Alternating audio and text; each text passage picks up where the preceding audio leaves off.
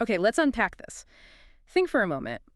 When was the last time you decided to, well, give up on something? Was it because you felt lazy, maybe lacked the grit to push through, or was it actually because you saw a deeper truth, a fundamental flaw maybe, and realized, yeah, it was time to let go? The stakes for that question can be incredibly high.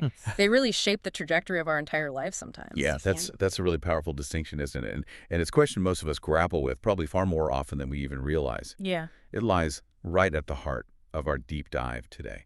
We're diving into Annie Duke's truly insightful book, Quit: The Power to Know When to Walk Away. Right. And our mission here isn't just to tell you about the book, it's really to challenge that deeply ingrained, almost sacred belief that persistence is always, like, unconditionally a virtue. Always the best thing. Yeah, exactly. Yeah. We're here to show you, with clear examples and actionable strategies, why quitting, when you do it wisely, isn't a mark of failure. Not at all. It's actually strategic, often brilliant, really, an act of rational judgment that can totally redefine your path to success and, frankly, happiness, too. Absolutely. And we've all been fed those motivational mantras, haven't we? You hear them everywhere. Yeah. Never give up, winners never quit.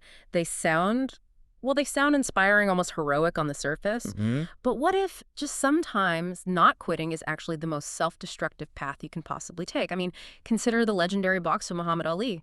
His indomitable spirit, his refusal to be broken, that allowed him to reclaim his heavyweight title against George Foreman back in '74. The Rumble in the Jungle. Iconic moment. Truly iconic. A testament to sheer, unwavering perseverance.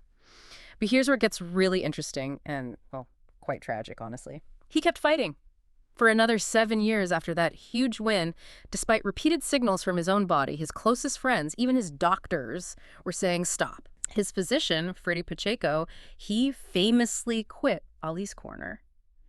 He actually quit because he refused to be complicit in what he called, I think, an artistic assault on Ali's body. Wow. Those later fights, especially that brutal one against Larry Holmes, they were excruciating to watch. People described them as live autopsies. And the immense cost of his, blind persistence, a Parkinson's diagnosis in 1984, and then a subsequent devastating physical and mental decline, undoubtedly linked to those later totally unnecessary blows. It's heartbreaking. It really is. So this isn't just a story of grit, is it? It's a profound, heartbreaking lesson in the devastating, irreversible price of just persisting blindly. It really makes you wonder, what are we persisting in just because society tells us we should? That Ali story just perfectly sets the stage for why this is so crucial. Our language itself, the very words we use, are inherently skewed towards persistence. Think about it. We have countless positive terms for holding on: resilient, steadfast, unyielding, dogged, never say die. Right. Each one conjures these images of strength, admirable character. Yeah, virtue. Exactly. But what about quitting? The word itself, it immediately conjures images of failure, cowardice, giving up. It feels like a moral failing, like a weakness of character. Yeah, it's got such a negative charge. Totally. And this linguistic and cultural bias, it's so powerful that even legendary athletes, people we think of as paragons of perseverance, they feel this immense pressure. Like Lindsey Vonn, the downhill skier. I mean, she notoriously snuck out of a hospital to race just days after a severe crash. I remember that. And recovered from 2 ACL tears to win Olympic medals. Just incredible tenacity. Yet, when she finally announced her retirement from skiing because of injuries that made it impossible to keep competing, she felt compelled to frame it as opening a new chapter. Not just, I'm quitting. Right. Not just, I'm quitting because my body is telling me to. If she, this woman who embodies tenacity, still felt the need to soften the blow and sort of rebrand her rational decision to protect her body, well, imagine how deeply ingrained this bias is for the rest of us, in our everyday lives. It's this societal narrative that subtly but really powerfully tells us that to quit is basically to fail. It's like society holds up this, this warped mirror. It constantly reflects back this idea that success comes from just persisting, no matter what. Just keep going. But Annie Duke argues, and I think quite powerfully, that that's a dangerous oversimplification. It's a profound misconception, really. You can't become the next Adele if you fundamentally can't sing, no matter how much you practice. You won't become a world-class sprinter if your genetics and physiology just aren't aligned, even if you train every single day. Success isn't about just persisting. It's about choosing the right things to persist in, and then having the courage, the wisdom, the strategic foresight to walk away from everything else. That's the key. Because the energy you spend on a losing battle, well, that's energy you cannot spend on a winning one. And often those winning ones are just waiting, maybe just out of sight, because our hands are full, clinging to what isn't working. And one of the biggest psychological hurdles that keeps those hands clenched, around failing ventures is what we call the sunk cost fallacy. Ah, yes. The classic. The classic. It's this irrational tendency to continue something simply because of resources, time, money, effort that you've already invested. Even when continuing makes no rational sense anymore, even when the future outlook is just bleak. Duke illustrates this so well with a simple thought experiment. Imagine you get a free ticket to an outdoor concert. Okay. Now imagine on the day of the concert, it's freezing cold, pouring rain, just miserable weather. Would you go? Probably not. It's free, right? Stay home warm and dry. Most likely, yeah. No financial loss. But now, what if you paid $95 for that ticket weeks ago? Ah, different story. Suddenly, a significant number of people would brave that miserable weather. Not because the experience is suddenly enjoyable, obviously not, but because they don't want to waste the money they already spent. Right. Gotta get my money's worth, even if it's miserable. Exactly. But the money is gone either way. It's a sunk cost. It shouldn't influence your future decision about whether the concert experience itself is worthwhile now. Yet, it overwhelmingly does. We feel compelled to chase bad money with good or bad time with more time. And we see this on a truly grand, almost unbelievable scale sometimes. Look at the California high-speed rail project. Oh, perfect example. Voters initially approved, a $9 billion bond back in 2008 for a system projected to cost $33 billion, supposed to be done by 2020. Yeah, I remember the hype. Fast forward to today. Well, by 2021, over $8.5 billion had already been spent. And the total costs are now projected to soar past $105 billion. $105 billion. And the line still isn't running. It's a classic example of sunk cost just gone wild. The engineers, they knew the biggest challenges. Tunneling through two huge mountain ranges were incredibly difficult, complex, monumentally expensive. The hard part. The hard part. Yet, they prioritized building the easy sections of track first. Miles and miles of track on flat land. Why? Because it created this illusion of progress. Almost like something's happening. Exactly. It allowed them to keep drawing down funds.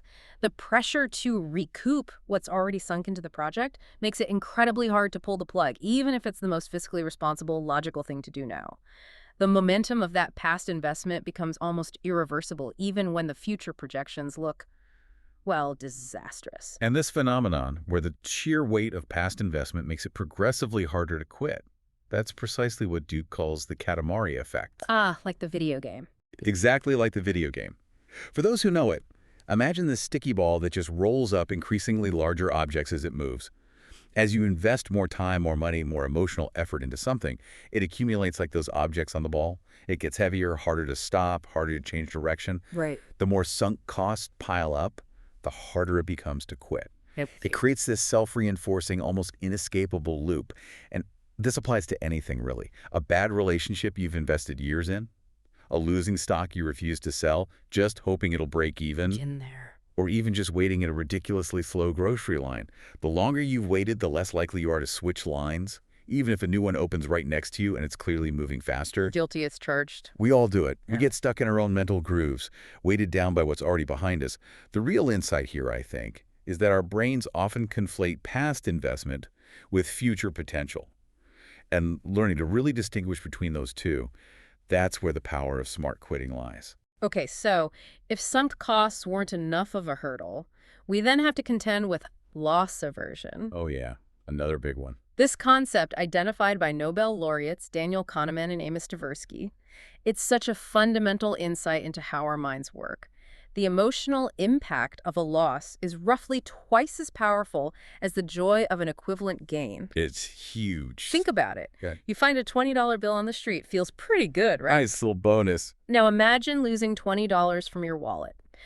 Which feeling hits harder? Which one do you dwell on more? The loss, definitely. It stings way more. For most of us, yeah. That sting of loss is far more intense than the joy of finding the money. And this bias fundamentally distorts our quitting decisions. It makes it incredibly difficult to cut our losses, even when it's clearly the rational move. Precisely. Because when we're winning, or we feel like we're ahead, when we're feeling good about our progress, we tend to become risk averse. We want to lock in our gains, secure what we have, Don't mess it up. Protect the downside. Exactly. But when we're losing, when we're behind, we paradoxically become risk-seeking. We'll gamble more, take bigger chances, or just persist longer, simply to try and get back to even. We're desperate to avoid the painful confirmation of a confirmed loss. Right. Anything but admitting defeat. Yeah. Think of that classic example of New York City taxi drivers. Research actually shows they tend to quit early on good days when demand is high. Why? Because they've hit their daily target, maybe even exceeded it, and they don't want to risk losing those earnings by staying out longer. Makes sense. Bank the win. But on bad days, they'll persist far longer, driving around for hours, even when making very little money, stubbornly trying to hit that arbitrary target. They end up accumulating more and more loss in the process. Wow. It's the same with individual stock investors. They tend to sell their winners too early, lock in those quick profits. But they hold on to their losers for way too long, clinging to the hope for a turnaround, instead of just cutting their losses and freeing up that capital for better opportunities. So they avoid the pain. They're trying to avoid the confirmation of loss, that mental pain of admitting they made a mistake. It's really about understanding that even staying put, even maintaining the status quo, has an expected value. And often, the expected value of just maintaining a merely okay situation is actually a guaranteed lack of growth, which makes an uncertain, potentially challenging new path, paradoxically, maybe the more valuable choice in the long run. The Everest tragedy back in 1996, it just stands as this chilling, profound illustration of all this, doesn't it? It really does. The expedition leader, Rob Hall, he was renowned for his strict 1 p.m. gate time, a kill criterion, basically.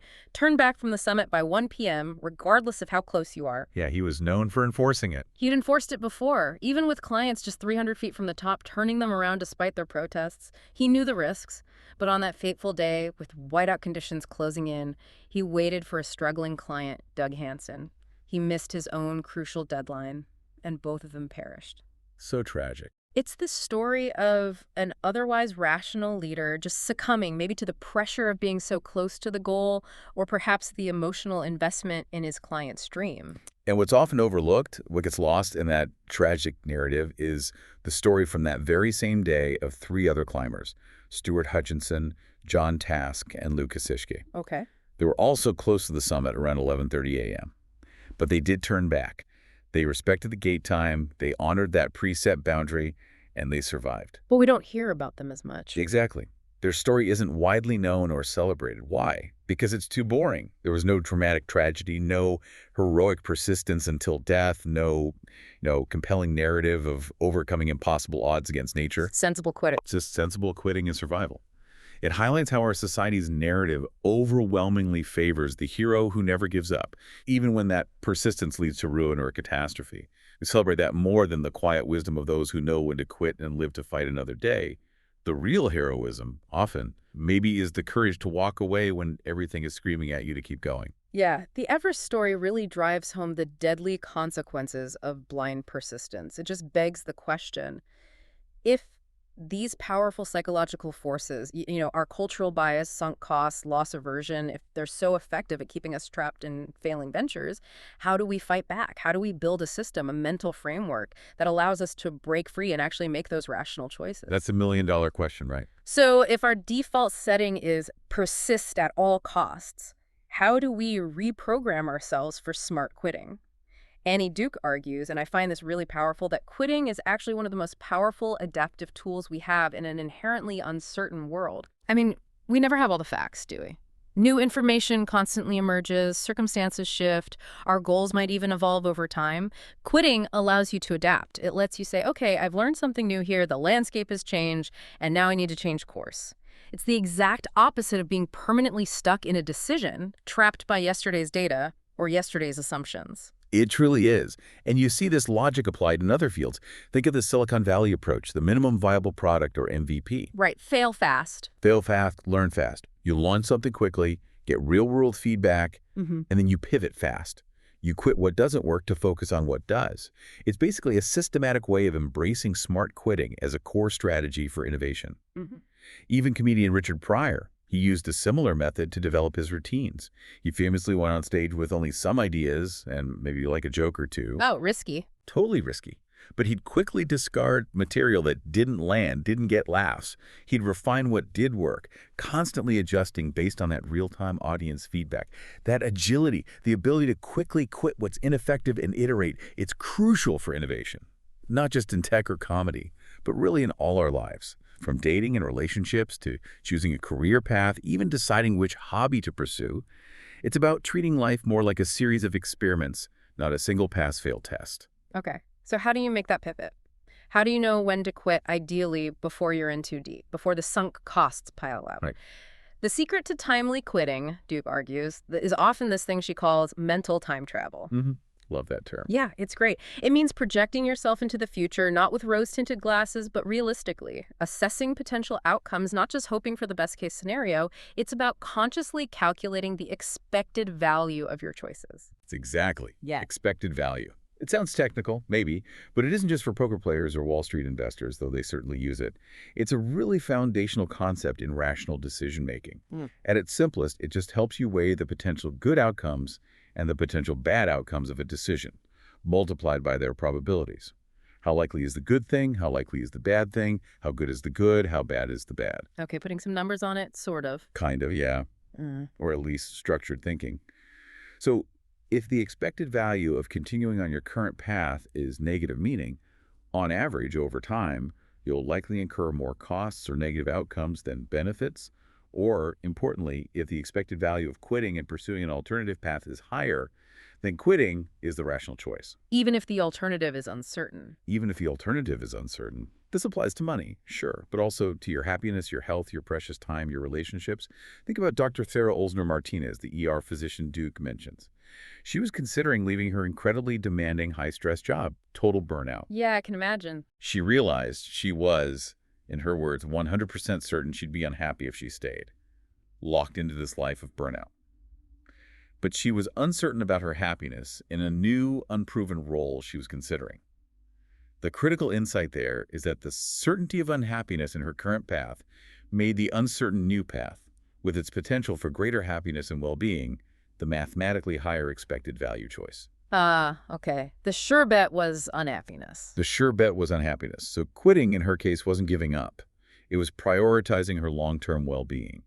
It was finding a path with a higher positive expectation, even with the uncertainty involved. Okay, so how do you practically apply that mental time travel and expected value thinking to real-world dilemmas? You know, before you're emotionally invested or totally exhausted. Yeah, before you're in the thick of it. Right. Duke says you do it by setting kill criteria or stop points in advance, like before you even start, or at least very early in the process. Pre-commitment. Exactly. Pre-commitment. You decide beforehand what signals, what specific conditions will trigger your exit. Remember Everest's 1 p.m. gate time. Perfect example. It's a perfect example of a preset kill criterion. It forces you to make the decision when you're thinking clearly, when you're in what Duke calls a cold state. Not when you're exhausted, oxygen-deprived, maybe just a few feet from the summit, and emotionally desperate to succeed. You make the rule when you're rational. And these criteria, they need to be concrete. Duke calls them state and date specific. State and date? Okay. Yeah. So, for example, if you're trying to make it as an Olympic runner, your kill criteria might be something like, if I haven't hit X speed by Y age, or by a specific date like the end of next season, I'll quit this specific goal and pursue a different one, maybe coaching, maybe another sport. Got it. Specific and measurable. Exactly. Or, say, in a romantic relationship. If we haven't seriously discussed long-term commitment by X date, or if these persistent conflicts we keep having around Y issue aren't meaningfully resolved by Z month, I need to end it. Even in the military, during really high-stakes missions like the raid on Osama bin Laden, Admiral William McRaven's team apparently had 162 predefined phases. Wow, 162. Yeah, and each phase had specific state and date triggers for continuation or termination. Gonna go points. This pre-commitment to quitting if certain conditions aren't met, it dramatically increases the chance of rational action, even under extreme pressure. It's basically about designing your escape hatch before the plane even takes off, because you know that in the heat of the moment, your emotions, your biases, they're going to conspire against your best judgment. That makes a lot of sense. Design the off-ramp before you get on the highway. Okay, another brilliant strategy for smart quitting comes from Eric Teller. He's the CEO of Google's X Lab, their moonshot factory, where they tackle these seemingly impossible problems like self-driving cars or delivery drones. Right, the really hard stuff. He calls it the monkey and pedestal model. Imagine you want to train a monkey to juggle burning torches while standing on a pedestal. Okay. Vivid image. Right. Building the pedestal, the elaborate stage, the fancy lighting, the whole grand setup that's relatively easy. You can make it look impressive. The easy part? The easy part, training the monkey to actually juggle flaming torches, that's the really hard part. That's the monkey. That's the monkey. Teller's rule is figure out the hardest part, the monkey first. Tackle that head on. Because if you can't train the monkey, there's absolutely no point in building the fancy pedestal. It sounds almost ridiculously obvious when you put it like that, but so many projects, so many efforts do the exact opposite. We love building pedestals. It feels like progress. XLab famously applied this exact thinking to their early concept of a Hyperloop-style high-speed rail. Building the track the pedestal, while still incredibly expensive, was relatively easy conceptually. Yeah, technically feasible. Right. The monkey, the really hard part, was how do you safely accelerate and then brake human passengers at extreme, maybe supersonic speeds inside a vacuum tube. That was the core challenge. They realized that proving the monkey part would require building pretty much the entire complex system. You couldn't really test it incrementally easily. It was too costly to test that core feasibility. Right, you couldn't just test the braking system in isolation easily. Exactly. So they identified the monkey. They deemed it maybe too intractable or too expensive to solve up front, and they quit before building any expensive pedestals. This whole approach helps you avoid that dangerous illusion of progress. Working on the easy peripheral parts just to feel productive, while the core intractable problem, the real monkey, remains untouched and unsolved. And the California high-speed rail Is the poster child for the opposite. Building pedestals, hundreds of miles of relatively easy track on flat land, while consistently ignoring and deferring the big monkeys. Those two vast mountain ranges needing incredibly complex multi-billion-dollar tunnels that they still haven't really figured out how to fund or build efficiently. It's pedestal building on a massive scale, hoping the monkey trains itself somehow. Pretty much. And here's the crucial insight, I think, that ties this back so clearly to smart quitting. When you focus on the monkey first, you deliberately keep your initial investment low. You make a small, targeted bet on the hardest, riskiest part of the whole endeavor. Test the core assumption. Test the core assumption. If the monkey proves untrainable, if that core problem is truly intractable or just not worth the cost, you quit. But you quit with minimal sunk costs. And that frees up your valuable resources, your time, your money, your team's talent for better, more promising ideas. It's like saying, look, if we're going to find the fatal flaw, the Achilles heel of this project, isn't it better to discover it after spending $2 million, not $200 million? Absolutely. It's about front-loading your risk. It's about embracing early failure, not as a negative, but as a design principle. If you fail fast on the hardest part, you avoid building this entire elaborate pedestal of wasted effort around an impossible monkey. This isn't about avoiding difficulty. It's about intelligent sequencing of effort and risk. And this brings us to a really transformative idea, I think. Maybe the greatest misconception, the most damaging one, is that quitting means giving up on a dream. Yeah, that's how it feels often. It totally feels that way. But in reality, Duke argues, it often means giving up on the wrong dream or the wrong path to a dream to make space for the right one, or maybe even a better version of the original. Take Stuart Butterfield. Most people know him as the founder of Flickr and later Slack. Right. Huge successes. Huge successes. But before Flickr, he had this ambitious online game called Glitch. And despite having, I think, $6 million in the bank and a really passionate, loyal user base... It's hard to walk away from. Incredibly hard. But he had this clear-eyed view that their new user acquisition just wasn't sustainable. It was like a spending black hole, just consuming capital way faster than it could generate returns. So despite all the external pressure and what must have felt like a premature decision to many, he quit Glitch. He actually refunded investor money and let his talented team go. Wow. That takes guts. Can you imagine the immense pressure? Just keep going, burn through that $6 million, especially when you have loyal users. Most entrepreneurs would double down, right? Try one more pivot, one more marketing push. Absolutely. That's the default. Yeah. But Butterfield didn't. And get this, less than 2 days after quitting Glitch, his team started developing an internal communication tool they had originally built for the game just to help themselves communicate. No way. Yes way. That tool, that seemingly minor side project born out of the ashes of Glitch, became Slack. By quitting Glitch when it probably felt too early to almost everyone else, Butterfield saved millions, sure. Yeah. But More importantly, he freed up his team's immense talent and intellectual energy to create a multi-billion-dollar company that fundamentally changed how we work. It just illustrates this profound truth. Quitting intelligently allows you to live to fight another day. And often, it puts you on a far better battlefield, with clearer vision and fewer chains holding you back. That's an incredible story. What a pivot. Isn't it? And another really powerful example is Dave Chappelle. Oh, yeah. His story's legendary. Totally legendary. Yeah. At the absolute peak of his hit show, Chappelle Show. I mean, peak popularity, critical acclaim, with a mind-boggling $55 million contract on the table from Comedy Central. He just walked away. Just walked. Left it all. The industry was completely baffled. People were speculating wildly he was on drugs, he'd lost his mind. Right. The narrative was he'd gone crazy. Exactly. Yeah. But Chappelle, in a sense, he did that mental time travel we talked about. He projected himself into the future. He saw that continuing the show under the intense pressures and demands of network television would not only destroy his quality of life, but that the comedy itself was maybe spiraling in a direction he didn't want, becoming something he didn't believe in. He felt trapped by its success. Precisely. He quit because, as he so eloquently put it later, I don't want to dance in chains. And years later, of course, he returned. But on his own terms, securing massive Netflix deals, creative control, and eventually receiving the prestigious Mark Twain Prize for American Humor.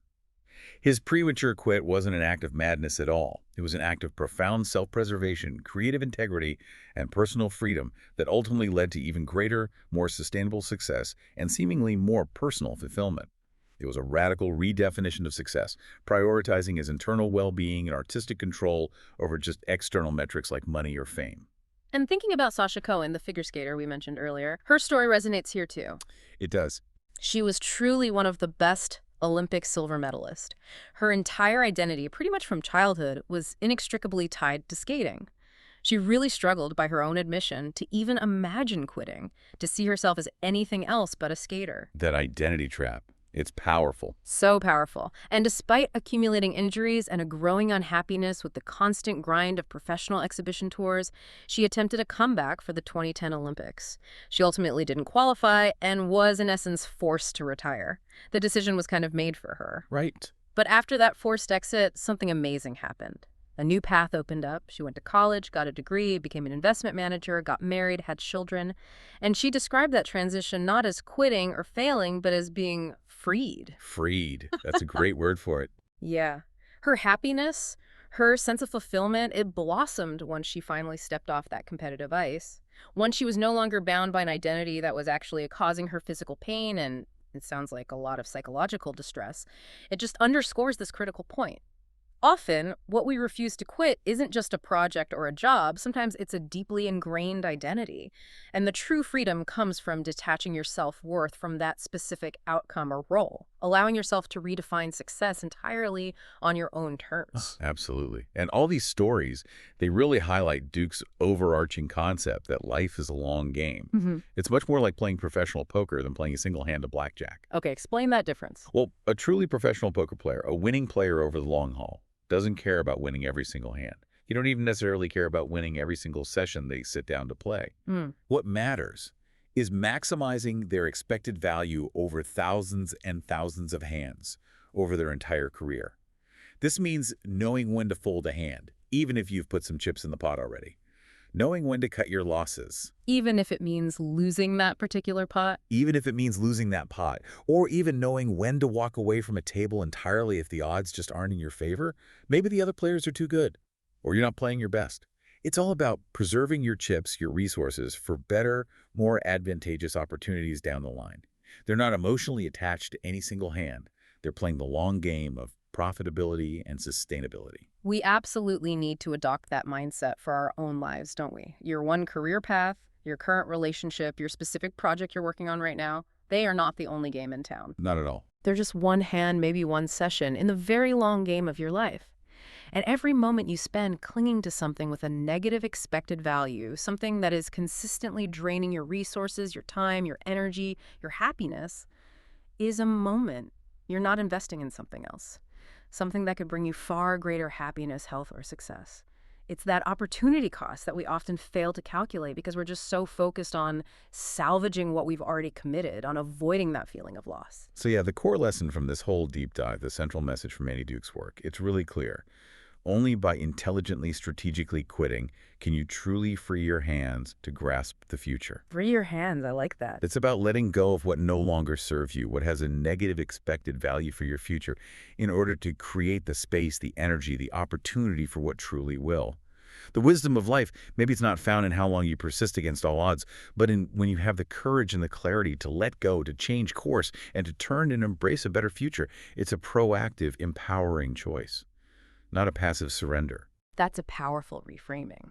So we genuinely encourage you, listening right now, to think about this in your own life. Seriously. What are you holding on to right now? Maybe out of a misplaced sense of loyalty, or an outdated identity that doesn't fit anymore, or simply because of those powerful sunk costs we talked about? We all have something. We probably all do. Is there one thing you've been clinging to that might benefit, perhaps profoundly, from a strategic quit? And if so, can you take that next step? Can you actually try to set a state and date kill criterion for it, like we discussed? Maybe it's a demanding side project that's just not going anywhere. Or a struggling hobby that's honestly become more of a chore than a joy. Or even a personal habit that you know is holding you back. By planning your quit in advance, by making that decision now in a cold state, you make the emotional challenge significantly easier when the time actually comes to pull the trigger. Don't just think about it. Maybe start designing your graceful exit today. Remember, life isn't just about choosing what to pursue. It's about having the courage to stop chasing the wrong things. Quit, not because you're weak, but because you're finally strong enough to choose better.